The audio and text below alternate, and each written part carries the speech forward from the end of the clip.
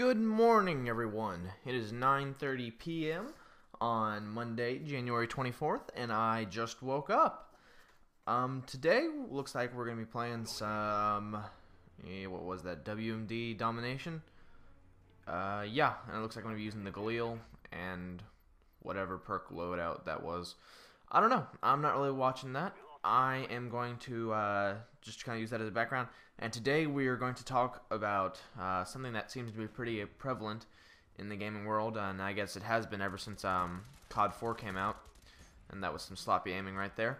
But I'm going to talk about headsets, and I'm not going to talk specifically about which headsets are better than others. I'll save that for another video. But we're going to talk about, whether headsets or not are worth it for even just the casual gamer, and definitely for the competitive gamer. So yeah, here we go. I guess first I'll start off by telling you kind of the circumstances behind me first getting a headset. I played all the way through most of Modern Warfare 2 without a headset, and I had about a 1.5, 1.35 KD, somewhere in there. That's kind of a broad range, but yeah, that's the kind of player I was. And I don't know if it was the headset or most likely just experience, but later on in the game I finished with about a 2 KD, and I wouldn't get less than like a 5 or 6 KD per match, kill whoring or otherwise. But the reason I first got a headset was because my original Xbox Live microphone broke, and so going into game battles, I was borrowing one of my friends', little dinky, cheapy $5 Xbox Live headsets, the ones that pre-ship with the console, and he wanted it back because he actually finally got Xbox Live, and so being the good person that I am, I gave it back. And one day after work, in the pouring rain, I thought, I need a headset. So I ran over to Best Buy in the rain in my full umpire gear, which looks pretty weird walking into a Best Buy. But walked over there, kind of stared dumbfounded at all the headsets, and looked at the ones that were $250, $300. Didn't appeal to me. I ended up picking up a pair of Turtle Beach X11s for 60 bucks, and you're not gonna get anything better for that price. They're pretty freaking fantastic. But yeah, that's kind of my first point behind the whole headset deal, is that a lot of people think that you have to spend oodles and oodles of money on a decent headset. No, honestly, you don't. 60 bucks will land you a pretty freaking good one, and that's even the one I used. It's a cross-platform headset, so it'll work on PS3, PC, and 360, and I actually used that to do my first commentaries. It was actually that good of recording quality and mic quality, and I was really enjoying it, but it ended up breaking because of some unforeseen circumstances, but that's for another video. But everyone always thinks that headsets are just for sound whoring, and that's actually not what I use mine for most.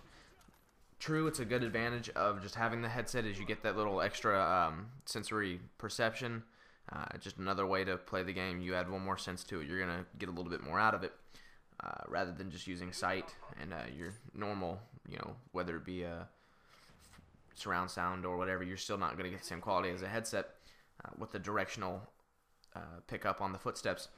And so yeah, sound whoring is not the only advantage. I mainly use it because my gaming room just happens to be right below my parents' bedroom, and not only do I not want to hear what's going on up there, but they don't want to hear what's going on down here.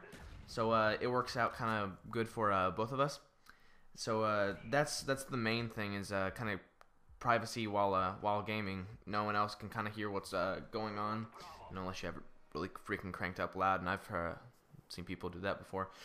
But honestly, you don't want your eardrums to be bleeding afterwards, because that does not make for a fun gaming session, no matter what anyone says. But if you ask me, that X11 should be anyone's first headset. It's cheap, reliable, pretty hard to break, and it's normal kind of malfunctions or breakage can be fixed with a good roll of duct tape. And so that's about it. It's also great. I've never seen anything better out of Skull Candies or anything else for just kind of sitting around listening to music. I did that a lot just with my X11s on, just kind of chilling, listening to some music. And so yeah, and that's just kind of for the casual gamer. If you ask me, I think everyone should have a headset. Now, would I want everyone to have a headset? No.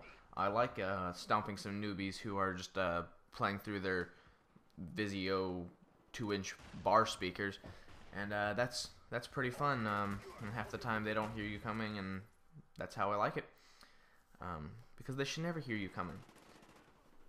But unless you're a screamer.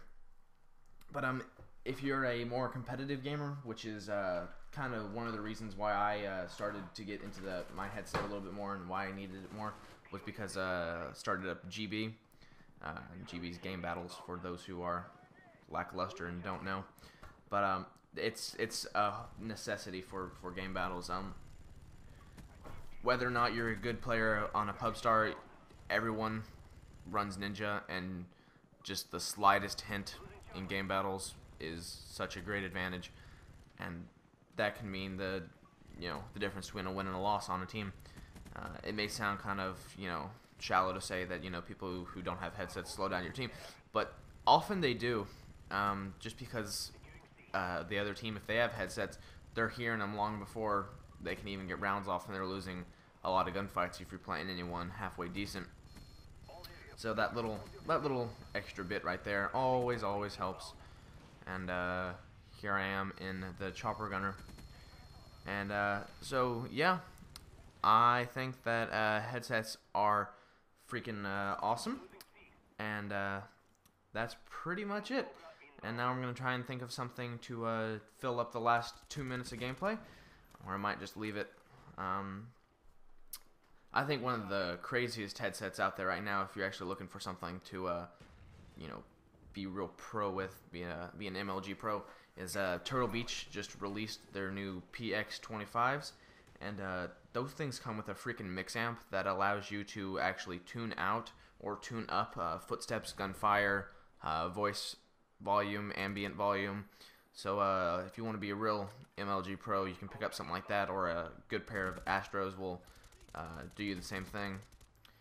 And yeah, I think that's pretty much what everyone's been using on the professional level, is usually the corded Astros. Oh, another good thing about headsets is if you get one, make sure it is wired, because you'll be chewing through batteries pretty quickly.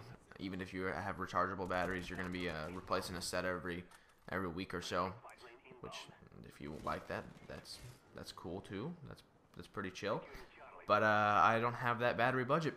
So I believe I'm just going to leave you with the rest of this game, because I'm running out of things to talk about without starting up a whole nother commentary. So if you would, please click the like button.